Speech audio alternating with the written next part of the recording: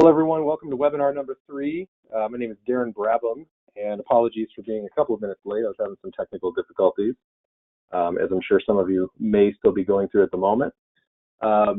We are going to begin in about 30 seconds here. I just want to make sure give another couple minutes to people who are trying to log in. I'm going to open up the chat at this moment and also type that to everyone else in case you're having some audio issues, so at least you can see what's happening.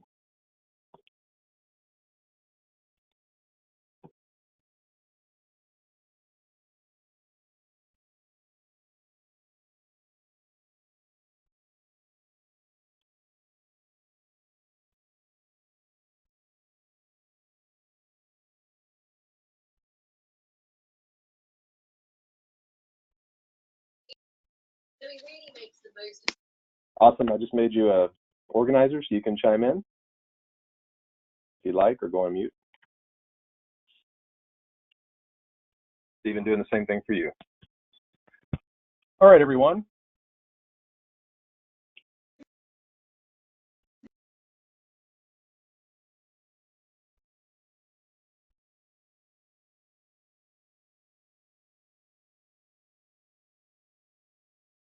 Okay, so at the moment, we've got, there we go, we've got the right screen up. All right, everyone, so let's get started. This is webinar number 3 of your series of 3 webinars that you've had to date. You've had one on politics, one on mostly for more of our junior staff in terms of dealing with authority and leadership, and then this third one in the series is about logistics and liability. For those of you who have seen this one in the past, some of our returning counselors, just want to let you know that this is going to be slightly different. We've added a bit more information about the Youth Protection Program that University of Texas has asked us to cover in better depth, so you'll see that towards the end. And we will take questions in the chat space if you want to ask questions. And we've got a couple of our counselors that can field those throughout, or I'll tackle them if I can. But otherwise, we'll save questions to the end, and let's get going. All right, so in this webinar, we're going to cover the following things. We're going to look at basically the quote-unquote other dimensions of the program. So you've looked at the core of what makes the program tick from a politics and government perspective. What this is going to cover is going to be some of the other things that make the program really memorable for a lot of our statesmen throughout the week, such as recreation time and all the things that go on during that, looking at flag ceremonies, visiting dignitary programs that come along with that, General Assembly speakers, meals, whether that's memorable or not, that's part of the deal, and also our college fair and our parade to the Capitol. We'll also really importantly be talking about liability and wellness for the week, and we'll be looking at general expectations for conduct as a staff member and some of the things you need to know about media relations and public relations throughout the week, since you are a representative of the program. So moving on to the next slide. All right, we have our recreation time. This is our cherished moment during the week. We're having a recreation time in the evenings, which we've done for several years now, which is nice. It helps statesmen get a lot of energy out close to bedtime. It's also a lot cooler at that time of day. This is where a lot of key memories are made, and we want to really encourage a lot of participation in these various activities throughout the week. The goal from your standpoint as a counselor is going to be making sure that our statesmen are busy during this time doing one or more of the following. We've got our Olympiad, so our sports programs. We've got brackets for dodgeball, basketball, and 7-on-7 flag football, I believe. We've also got our band that will be rehearsing and then performing throughout the week, as you're familiar with. We have a series of seminars that are going to happen. These are going to be more of an involved, hands-on activity base, but essentially going to resemble a lecture on a specific topic. We'll be looking at issues like crisis management this year and some other new topics. We've also got the talent show, which will occur on Thursday night, as usual. We have a nice way to cap off the week, and so the rehearsals for those take place throughout the week. And our various committees that will be meeting during recreation time, which were covered in the politics session, So webinar number 1, they have their meetings throughout the week during recreation time. So that's a bunch of moving pieces there. And then we have our press corps, which is, they've got kind of 3 different functions within the press corps, which I'll talk about here in a second. First and foremost, excuse me, on these times during recreation periods, we're going to be we're going to have a different dress code at different times throughout the week. And recreation is kind of the moment when they get to relax a bit in what they're wearing. But while we're going to have a slightly different dress code, we're going to have the same standards of excellence. Now, what I mean by that is throughout the week, we require the statesmen to wear the Boys State t-shirt. That's part of their uniform every day of the week. We also expect them to have their name badge on at all times, except when they're actively playing a sport, for instance, where it might be dangerous. But the difference here is that we're going to allow them to wear shorts if they'd like, and allow them to untuck their shirt during recreation time, and allow them to wear flip-flops if they'd like, although they need to wear shoes if they're participating in a sport, like closed-toed shoes and socks. But essentially, they get to be a little bit more relaxed. We'll let them have some small backpacks if they want to carry around some water and assorted things, headphones. But the goal is not for them to be lounging around listening to music or playing on their phones, although that's kind of impossible to fully stop. But what we want them to do is want them to cheer on their teammates in sports, participate in sports, go to some of these seminars and various committee meetings throughout the week. And so the goal is to get them involved as possible, which becomes challenging later in the week as some of the teams work themselves out of the brackets. We always inevitably have one city who kind of peters out of all of the sports brackets on the first day, it seems. So that entire city then is wandering around figuring out what to do when normally half the team would be playing, or half the city would be playing sports. And we need to be on alert as to what's going on, and we'll be covering these in the morning meetings where we can give the details about where the meetings will be happening and what's happening for the day.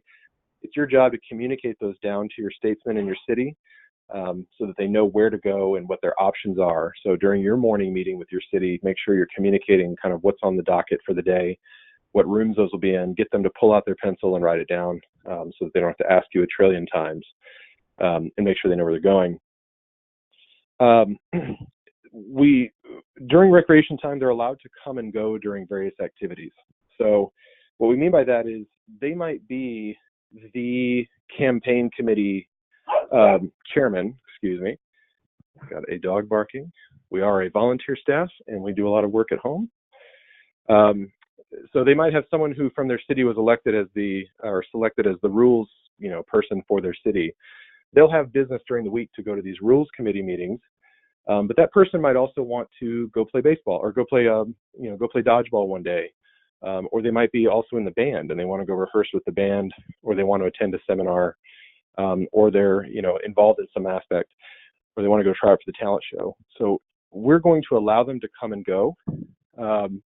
And the way you can explain it is, if you're the person that's elected or selected for a specific duty, like showing up to the rules committee, your obligation is to show up to at least the first meeting to make sure that you're there when business gets kicked off and that everything is off and running in the right direction. But after that moment, you can designate a subordinate from your city who would like to come in and do some of that work, and you can come and go from that duty as you'd like if you have other things you want to do. It doesn't mean you get to shirk that duty, but it means if you want to do other things, you can get other people from your city to come in and take your place. So that's how we're going to run it with people coming and going. As counselors, it's good for you to encourage it, but also delegate some of this responsibility. If they elect an Olympiad director, it's that person's job to make sure that they field their teams and they don't forfeit for lack of bodies on the field. So communicate to your Olympiad director that, hey, it's your job to make sure that we have enough people out there for dodgeball so that we don't forfeit or lose because we're understaffed on the team. So just delegate the responsibility down in the same way that we delegate things to you as a counseling staff. Band rehearsal takes place throughout the week. We'll announce where that room will be. We've communicated very clearly to any of our statesmen who are intending to participate in the band to bring their instruments. and what we will and won't provide. So they should be well informed on that, and we'll cover more of that in our in-person counseling session or orientation. The talent show tryouts begin on Tuesday for a Thursday night show, and they'll set up their own schedule for hearing tryouts and when they get picked to perform. Rules campaign and platform committee meetings. The rules committee and platform committees get started fairly early in the week with a lot of their business. Rules committee is fairly wrapped up towards the end of the week. Campaign committee is kind of the opposite. They really get rolling towards the middle and end of the week. But really there's activity in these different committee meetings all throughout the week. So those who want to participate can really expect a lot of activity throughout the week on those committees. And then lastly, we'll have some seminars which we'll announce. Those will just basically be show up to this room and you can hear a lecture and participate in a discussion and activity around certain topics. And we've got some new ones we're mixing in this year, including crisis leadership, which is a pretty hot topic. We've got a special guest coming to do some of that work. And then the last thing was we have the press corps is up and running as usual. In previous years, the press corps has really focused heavily on producing the nightly TV broadcast. They're kind of news broadcasts in front of a camera, and we see the camera crews throughout the week. This year, we're actually expanding the expectations and duties of the press corps and making sure that they have basically 3 pillars or 3 channels of work that they're going to be producing. One is going to be the typical TBS broadcast that they do on a nightly basis that they produce during the day. The next one is going to be social media activity. So we're going to really try to beef up the social media presence that the Statesman can put out, various snippets of video and interesting posts and tweets about what's happening throughout the week. So we're going to have some curated social media. And then the third piece of that is going to be, which I guess is incorrectly worded, print journalism, because it will take place on a blog. But we want to generate some good written pieces that'll be accompanied with some photos supplied by the social media team. So we want to make sure that when someone visits when a Statesman goes and visits our news hub, they can access the broadcast through a video, but also see written stories and profile pieces about our Statesman throughout the week. And they'll also have a steady stream of approved PG-rated or G-rated social media activity that they can watch throughout the week and engage with. And so we're going to be empowering the press corps to do all 3 of those functions this year. And we'll have more detail on the logistics of when and where they'll be meeting on the first day. The thing to emphasize with the press corps, and I'll move on to the next slide after this, is press corps is largely removed from the program in the sense that once they assign their duties and they have their producers and editors and different assignments, they're going to be running around taking photos and videos. But removed from the program doesn't mean they're not engaged in the program. And I would actually argue they're actually more engaged in the program than someone who attends the different meetings and runs for office and listens to speeches, because they'll be seeing kind of a bird's eye view, running from different meeting to different meeting and capturing the story. So they're actually usually a step ahead of what's happening and really immersed in the process from a different perspective. In the same way that a lot of our political journalists in real life know an awful lot about politics because they cover it. So that's kind of the overview of what's going on during rec time. It's a pretty substantial slide in this presentation. Moving on to the next one, we've got our flag ceremony. Excuse me. Flag ceremonies will happen daily. We're going to have our color guard that's going to be elected in our city meetings. There's our old buddy Travis Arriaga in the upper right. Handsome as always, saluting our flag, and we're going to teach our statesmen how to do that. A lot of what the week is about teaching elements of heritage and patriotism, respect for the flag, a lot of the history with the American Legion, and issues that veterans face, and so on. So a big centerpiece of the program is make sure that we have a robust flag ceremony activity. So the color guard will be elected in the first city meeting where they elect their mayor. It's one of the offices they run for. Each city is going to generate 2 color guardsmen. They'll be given information on where to meet. They're going to meet that first night and go over kind of what the deal is on raising the flag. A couple of cities will be selected on rotation for a certain day of the week where they'll get up early and go raise the flag with Scott T. Armstrong and company. And then that team will also be in charge of, that's where they'll rehearse for the day. And then they'll go towards the afternoon and do flag lowering ceremonies around the time that we introduce our visiting dignitaries. And then all of the city's color guardsmen will assemble for our big flag lowering ceremony on the UT Mall with the giant flags in front of all the parents and visitors on Friday. So that will go, that program has remained largely unchanged, except for the specifics of day-to-day and location, but it's a long, enduring testament to what our program really stands for and who our sponsors are. The key here is make sure that as counselors, we're modeling the behavior that we're expecting from our statesmen.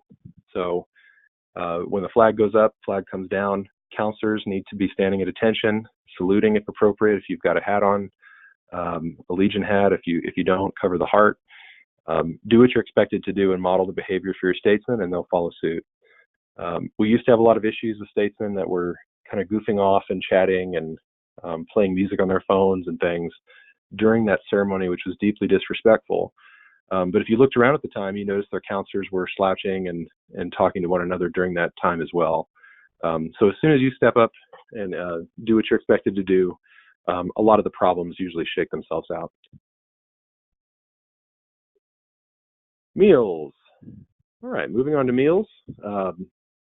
We've got a large meal program. We feed more than 1,000 statesmen and more than 100 staffs throughout the week, 3 meals a day. It's a large operation, and we're thankful to be at University of Texas, where the dining operations have grown accustomed to us and have really made our life great with dealing with us, in addition to other camps throughout the week. We're not the only ones on campus.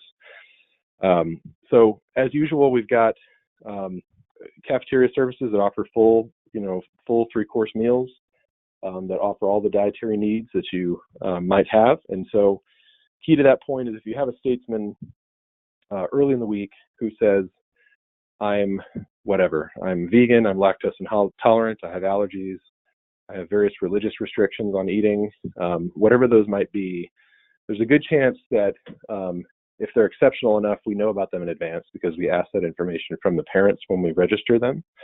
But if we don't, and it's brought up for the first time, just know that the answer is we have those needs met. And the cafeteria does wonders to address all the dietary needs of the entire University of Texas student body throughout the year, and they roll those same standards over to us and all the other camps during the week. So what we don't want to hear is at the end of the week, some statesman is starving because they claim they didn't have any food to eat. It's false, and make sure you correct it early and let them know their options. If we have some situations that are so severe that we really can't meet their needs, just bring it to the attention of the most senior staff, and we'll figure out some alternatives. Make sure that you let your statesmen know they need to bust their trays at the end, and also just use good manners. This staff, we kind of quickly run through and bum rush them with all these, thousands of sweaty teenagers who are wanting food in a really quick manner, and they manage to meet the demand really quickly and really graciously. So let's try to pay that forward with good manners, and again, demonstrating the respect that you want your statesmen to have. You need to demonstrate that as well with your interactions with staff. That also includes cutting in line. Sometimes we as staff need to be someplace early. We often do. And so, what I would suggest is if there's a line you can tolerate standing in, stand in it. Have conversation with some of the statesmen, get to know them. But if you're in a hurry to get to the next meeting, it's okay to kind of cut to the natural place in line, but just make sure you explain to the statesman, hey, do you mind if I step in here? I've got to run to a meeting to keep this program running. And that usually smooths it over. But when 10 counselors kind of wedge in on a statesman who's been waiting for an hour, which they never wait for an hour, but a hungry one, that tends to not be nice.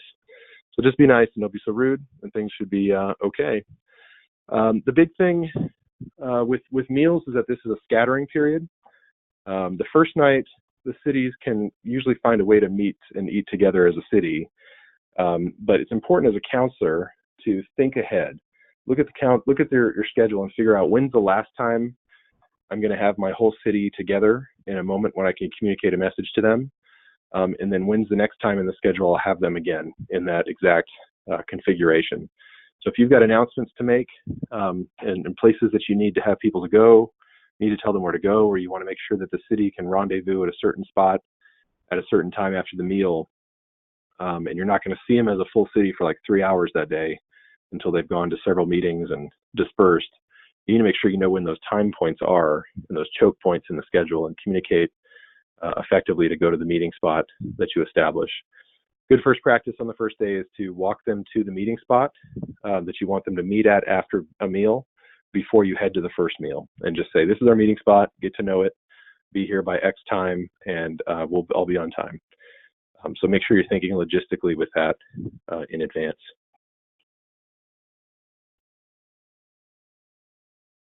Oops. All right, then we have our speakers and general assemblies. We have a couple of general assemblies throughout the week and a couple of lots of large meetings where they're in state party conventions and so on. We have speakers that have come, and they're coming for really tight amounts of time. These general assemblies are very tightly choreographed and scheduled to the minute often. And if you've seen Craig Bryant's stage directions, they're very meticulous. We've got 3 minutes for that, 7 minutes for that, and so on.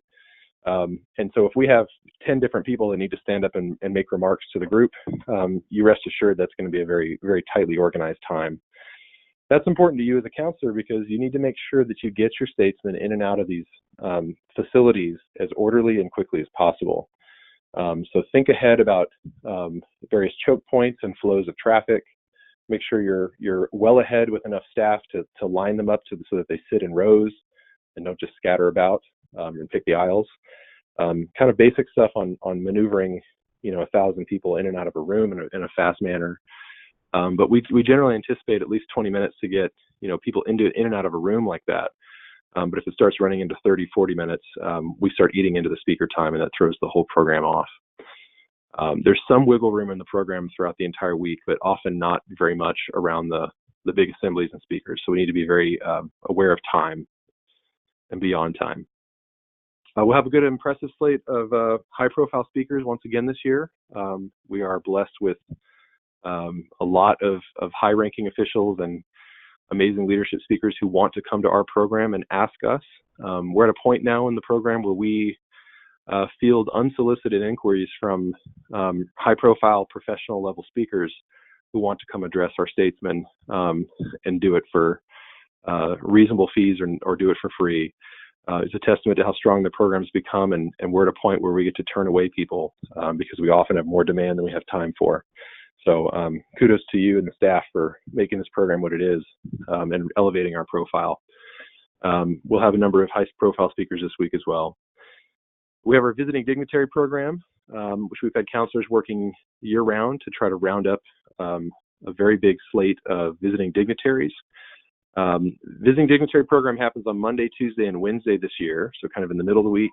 It happens around the flag lowering ceremonies and the dinner bell hour.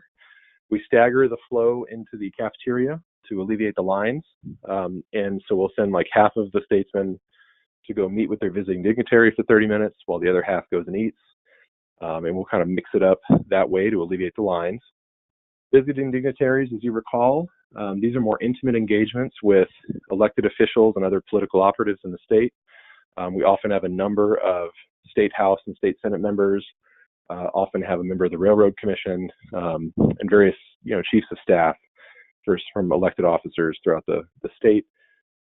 This is where 1, 2, 3 or so cities will get to meet one-on-one, or not one-on-one, but in a small format in a classroom with a dignitary and ask them questions. It's a really memorable part of the program, and a lot of statesmen remember that sort of engagement really well when we talk to them years later.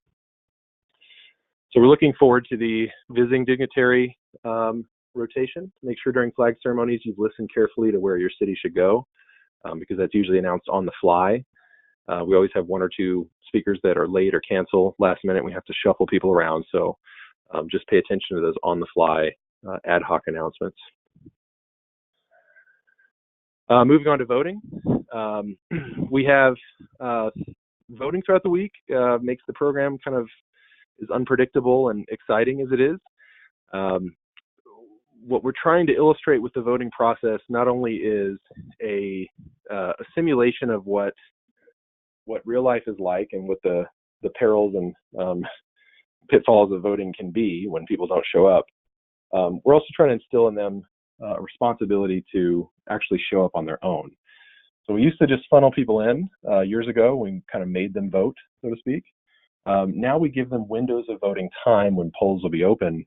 So they have to figure out time during rec period or around meals when they have to go and figure out a time when they're going to go make themselves vote.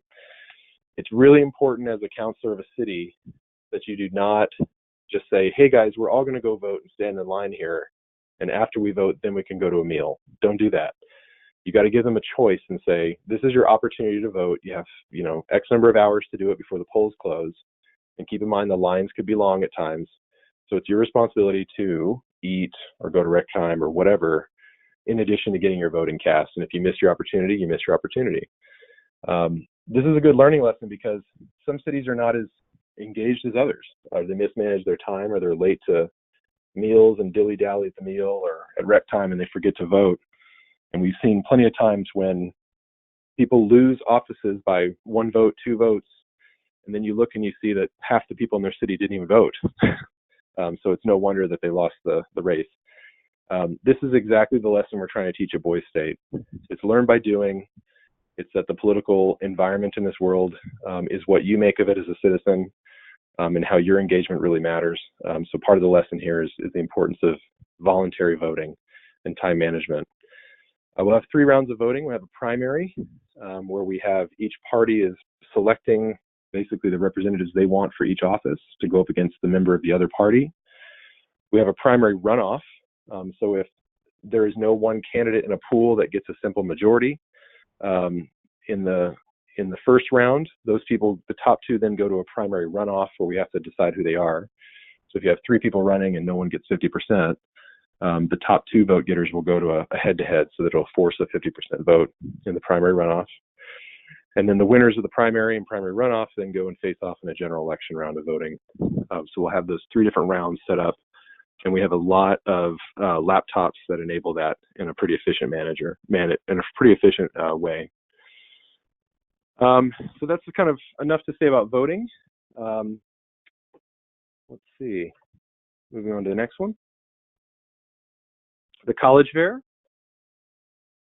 Yet again, we have a really great college fair that takes place on Friday morning, which will be when a lot of parents and Legionnaires are coming to pick up their statesmen and take them back on the last day.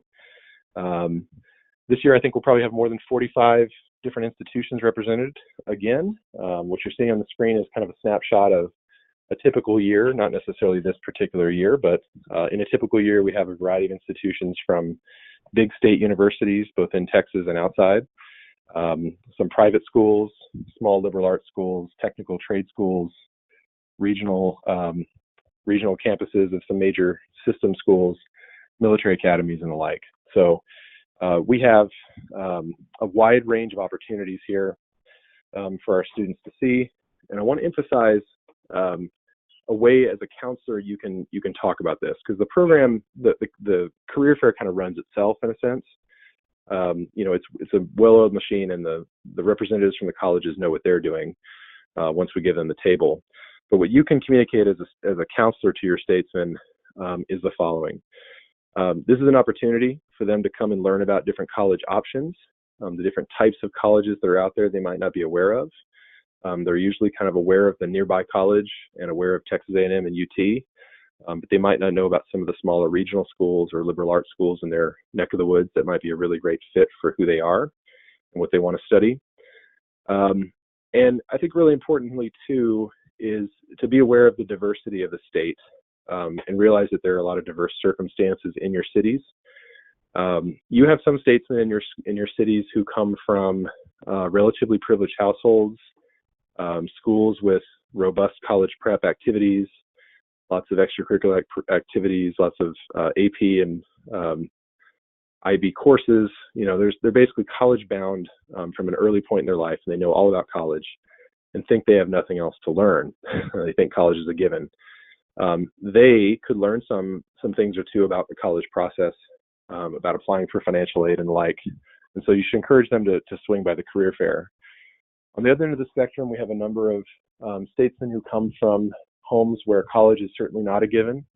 where the culture of going to college might not be in place. They might be first generation college attendees, or they come from situations that are not as economically privileged, and so they might think that college is not in the cards for them, or that the options for their college or post high school plans are fairly limited. And what I want you to communicate is that this is an excellent opportunity for them to go see that there might be other options for them. So try to communicate those bits of information to the diverse range of students that you'll have in your cities, and just encourage them to get out there and talk. And there might be some free swag on some of the tables, which is always kind of nice. Hey, we have our parade and Capitol visit. This year we're doing it on Wednesday. We're going to have a parade in March to the Capitol as usual. We'll announce where the lineup and preparation staging area will be. And then we're going to walk in the heat of Texas. The distance from the edge of campus, usually around Jester and Brazos Garage area, is where we usually assemble, to be determined still. And we'll march with a police escort to the Capitol, spend a few hours on the Capitol grounds, touring the Capitol facilities, and then we'll come back without a police parade permit. So that going to and from, there's different things to know about that as a counselor.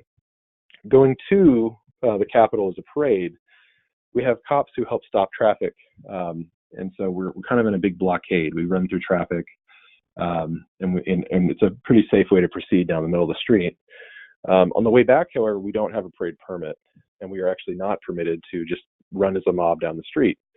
So on the way back, you'll be expected to rendezvous with your city out front of the Capitol, and make sure your city is all present and accounted for before you go back as a city in a typical two-line formation, and obey the different traffic signals on the way. So that's kind of how we're going to handle the Capitol visit. Try to emphasize that both you as a counselor and your statesman should be on their best behavior this day. This is often when we attract a lot of visitors. A lot of media coverage might come out of the woodwork. Elected officials are watching, and parents will be there possibly watching. So, if we're going to enforce our dress code more strictly, let's do it at this moment throughout the week, and make sure that we've got our shirts tucked in and long pants and so on. At the same time, when we go to the Capitol, they have metal detectors, and so in order to get 1,000 statesmen through security in an efficient way, we need to make sure that they have as little on them as possible that will slow down the metal detectors. So before we embark for the Capitol, communicate to your city that they need to leave behind anything they don't need. Keys, sharp objects, obviously no weapons. They shouldn't have those on them, but no pocket knives, no excessive jewelry. Leave behind papers and pens and anything like that. No water bottles, even disposable ones, because they don't allow that into a lot of pieces of the Capitol, and it just slows us down at the entryway. So make sure that they're kind of bare bones when they leave, and then we're going to take care of them when they come back, obeying traffic laws at the crosswalks. And what we're going to encourage them to do is try to go see their local officials' offices and meet with their staff if they're available. If we have, our statesmen have the right of way in the Capitol compared to the parents. So if we have a number of parents that are tagging along and they're kind of a gaggle following their kids around in the program, the experience is for their students first, and then the parents can be where they need to be, out of the way observing or touring with their sons as appropriate. And obviously the last point on this is that the Sergeant at Arms and the Department of Public Safety and so on have precedent in this building, and so when they say don't do something, you don't do it. Historically, we build good relationships with the Capitol staff throughout the year, and so they know to expect us. They look forward to seeing us, but at the same time, we can do a lot of wear and tear on that building.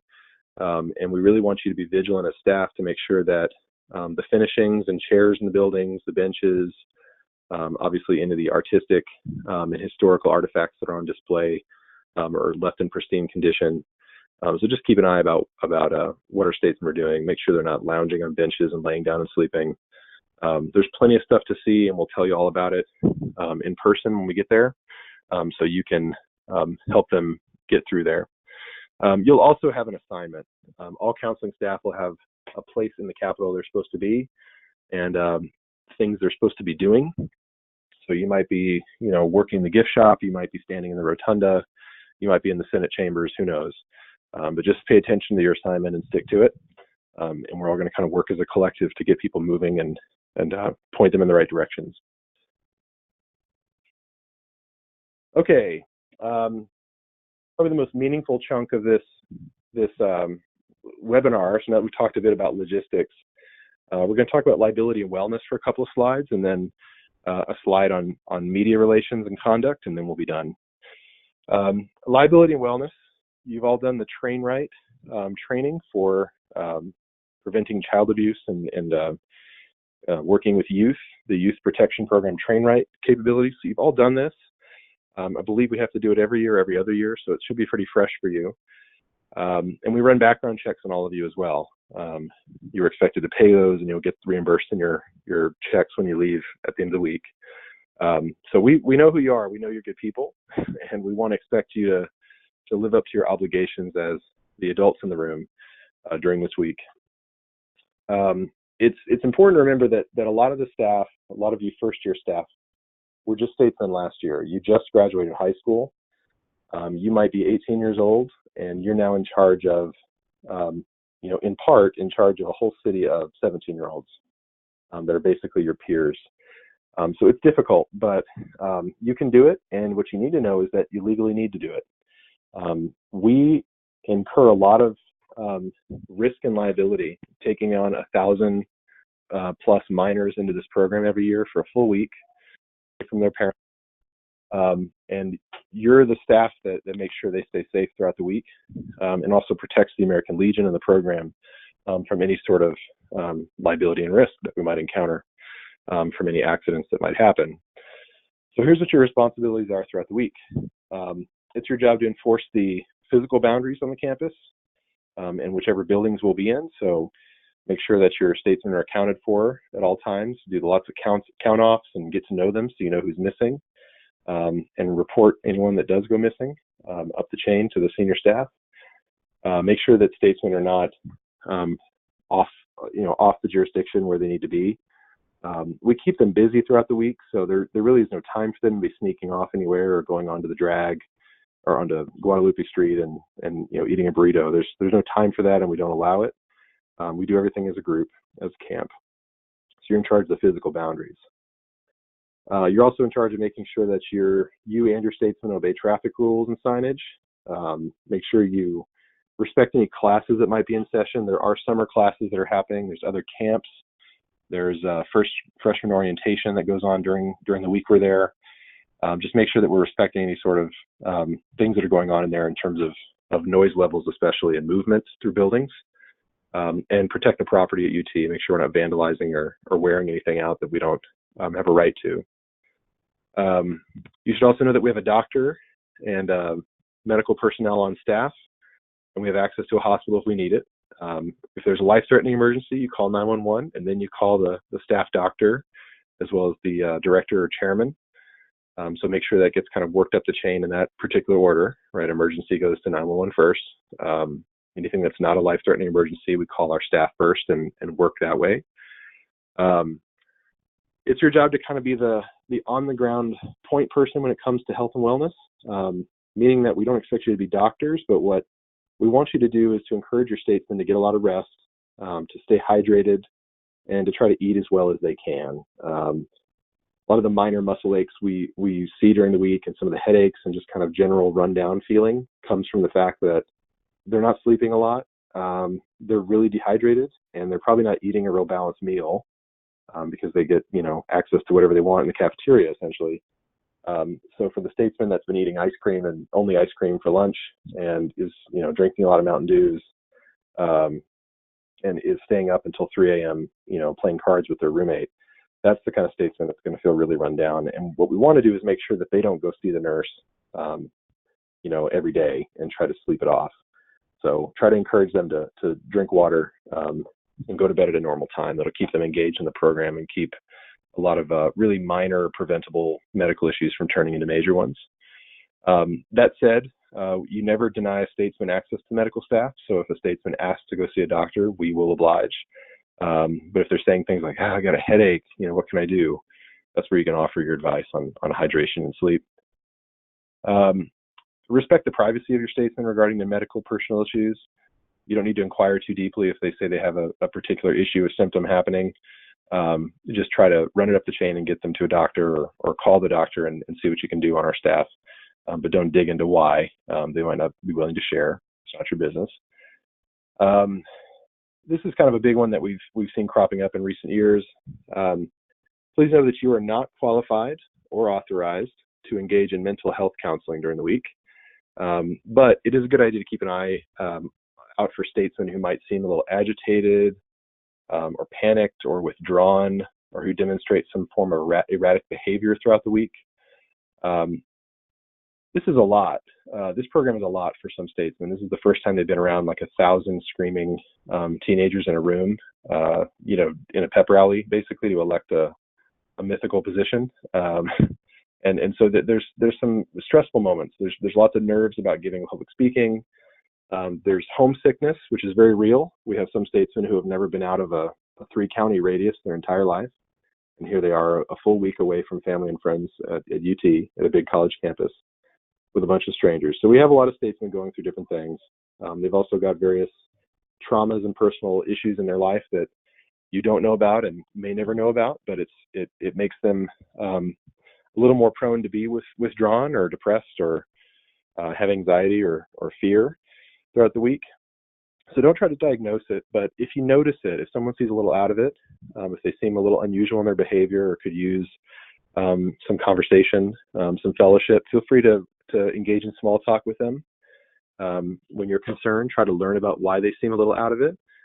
If you're really concerned, you need to escalate that to some more senior staff and ask for advice on what to do, or see if they can intervene and help initiate some conversation.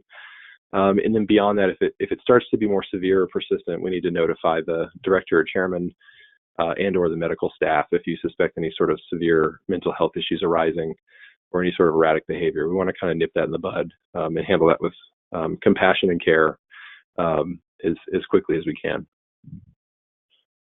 And of course, you're also required to adhere strictly to the policies you learned in your Train Right training for working with minors.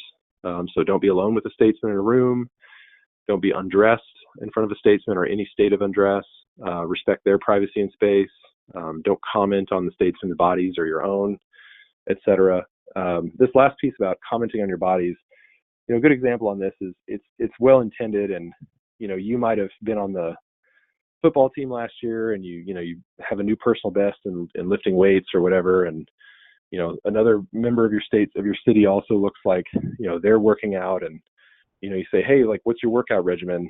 You look really good, right? Or hey, you got a lot of muscle. It's well intended. It's designed to kind of get their advice on how they work out.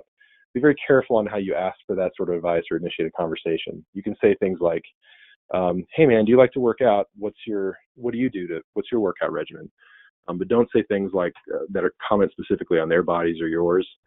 As well intended as it is, it can get out of control and misconstrued in inappropriate ways.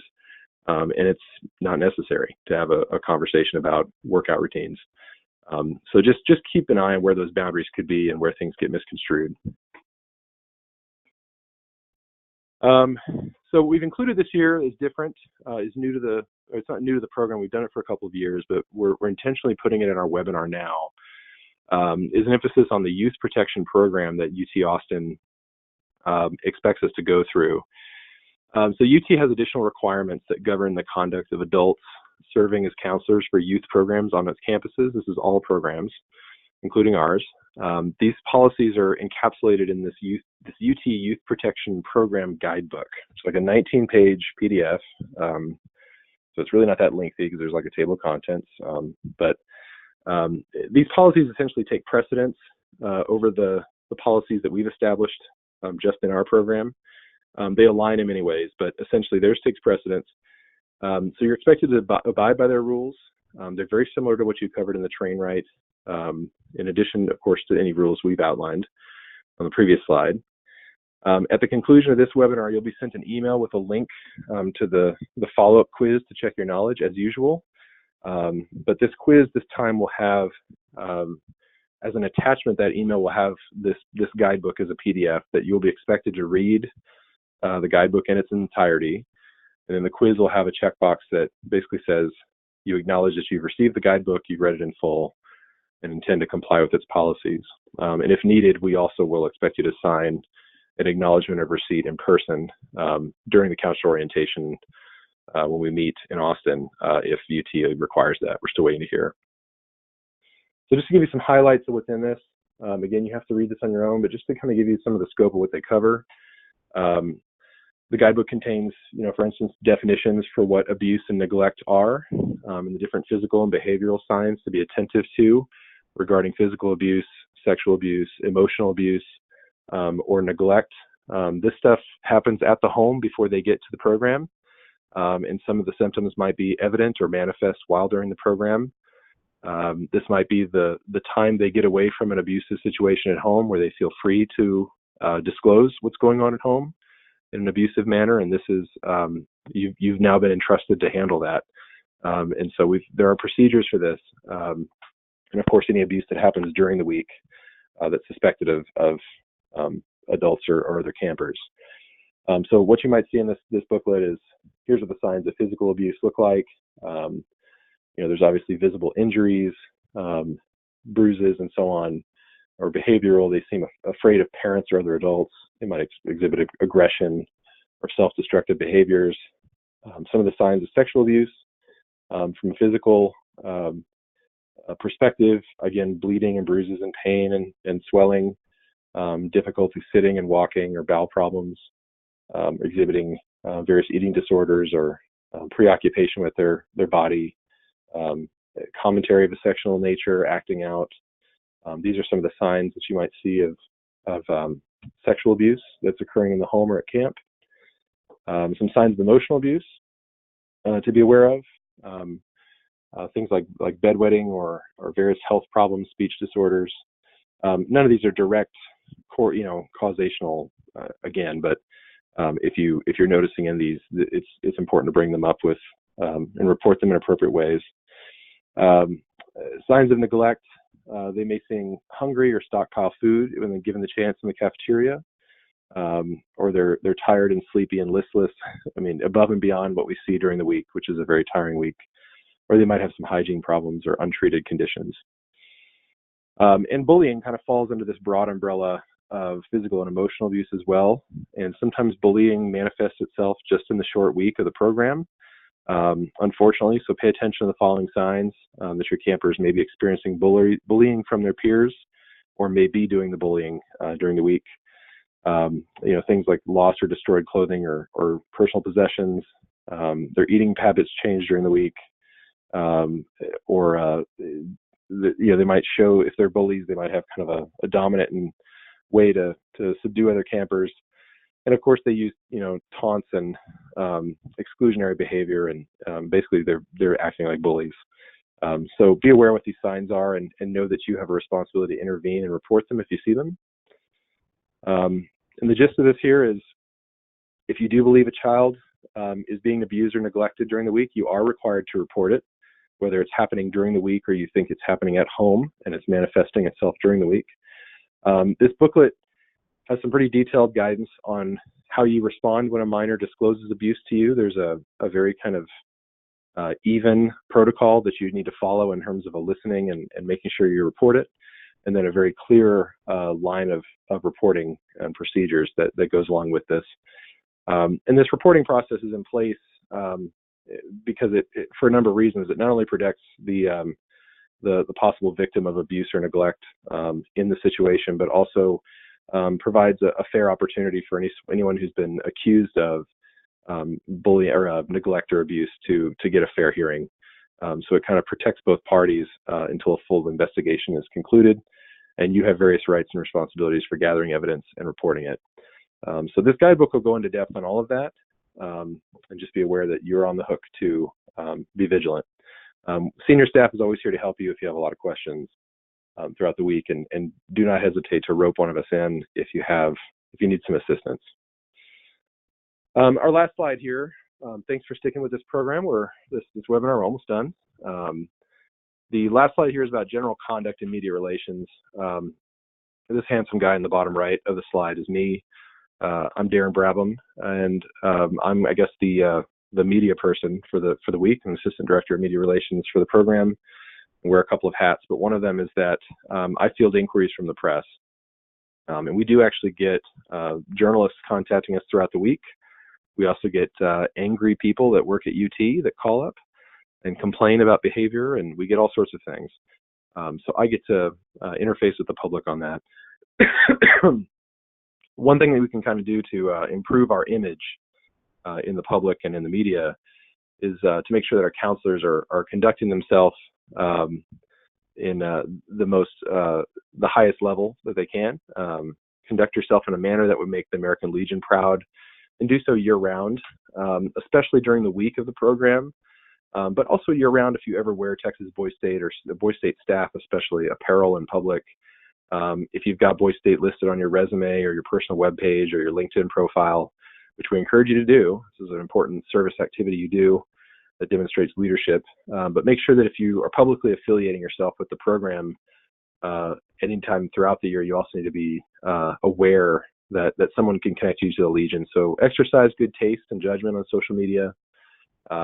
Be thoughtful and professional as you make postings. Be aware of some of your political commentary and religious commentary, and particularly if you're commenting on veterans issues. We don't intend to silence anyone's speech or political activism by any means, but just be aware that you represent the Legion when you're part of this program during the week, which has its own sets of values, and you are aligned in that way in the public eye. Make sure you're enforcing your proper conduct among your statesmen too throughout the week.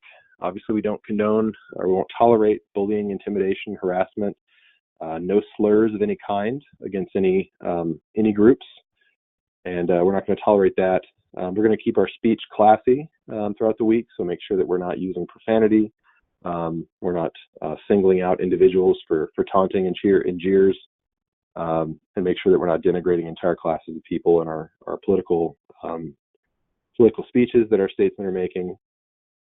And if your failure to intervene in this also as a staff member won't be tolerated. So here's what you need to know about media contacts. So throughout the week, reporters, news reporters, parents, any other observers who just watch us walk by, they may seek you out because you look like a counselor and ask you questions about what's happening. They might take photos of the statesman and so on. What I want you to do is, if someone asks you, hey, what's this about? I'm with, XYZ News. Is there someone I can talk to, or can you tell me about the program?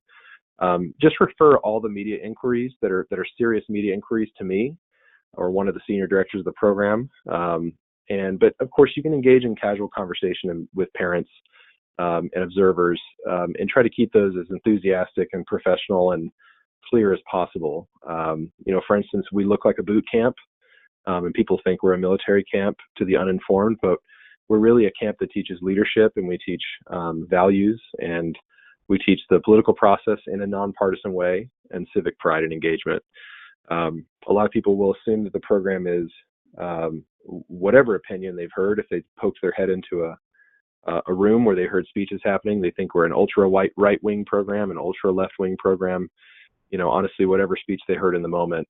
Our program is nonpartisan. We teach learn by doing, and we teach the tools and procedures and techniques necessary to be heard on the public stage. We don't necessarily, we definitely don't teach them what to say. We just teach them how to say what they're thinking and express it in the most professional manner possible. We're a program that's dedicated to elevating civic discourse and civil dialogue, which is a quality that's sorely lacking in our political environment today. So we're trying to restore a sense of debate and decorum that I think existed when the program was founded and has existed for a long time, and we're trying to bring that back. We had a professional documentary crew last year that followed the program around and shot footage throughout the week, and they're in the final stages of editing that into I believe it'll be a feature-length film or a multi-part series. So some people may ask us we heard there was a documentary crew, or they might think our press crew is a continuation of the documentary crew. What you should know this year is that we don't have a documentary crew following this year. Yes, there was a crew last year that followed us, and more information will be available when it's public about if and where that documentary will be published or distributed or broadcast. But basically, just refer media inquiries to me. Conduct yourself in the highest levels you can, and we'll have a great week. So, with that, that concludes our program, webinar 3 on logistics and liability.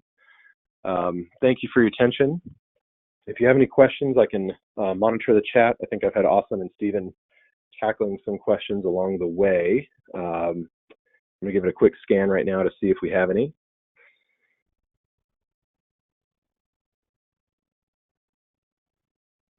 Okay. Oh, and Justin Faith actually on the career fair, this was, or the college fair, which was several slides back. Apparently we're going to have about 60 institutions visiting this year, not 45. So that's fantastic. If you're Joseph Campbell, I see you're asking about webinar number 1's quiz. We'll make sure that we get that pushed back out. If you're missing any emails that give the links to the quizzes for webinar 1 and 2, just email Awesome those and email the admin counselor email you've been getting them from, and we'll make sure that we get those pushed back out to you so you can answer those quizzes. And then quiz number 3 will be following soon, and that'll have the attachment, which will be the Youth Protection Program PDF that you need to read. It'll also have a link to the 3rd and final quiz. And all this will get you in preparation for their face-to-face meeting when we see you on Saturday for our training. Awesome's replying here. The link should end up in the staff registration homepage. So if you go there, you can see all of them. If you have questions about your background check, we will let you know if we're missing your train right certificate about your background check. So just stay tuned on that. Awesome will find you. Question about football or speedball. Actually, I think good correction on that. I think it's going to be speedball. But we'll make that announcement and be clear when we get there in person on our first day of in-person orientation at UT. It's 9:01. If you have any further questions that involve your responsibilities as a counselor, any sort of webinars, quizzes, missing documentation that you might need to turn in, Awesome is the person that will handle that, and he'll send out those emails. Contact him and he'll follow up with you if we need anything from you. We have all your records, so we know what we're missing. Stay tuned for the webinar 3 link, which will go out soon, next day or two, hopefully. It'll have a link to the quiz about this training and also the attached youth protection program. And otherwise, read your most recent logistics emails about showing up and your packing list and the like, and we'll see you on Saturday, the week of Boise State, so we can have our staff orientation. Looking forward to seeing everyone again and meeting the new folks. Thanks for joining. And this will conclude our webinar. I'm going to leave the webinar open for another minute or two, and then I'll close it. Thanks, everyone.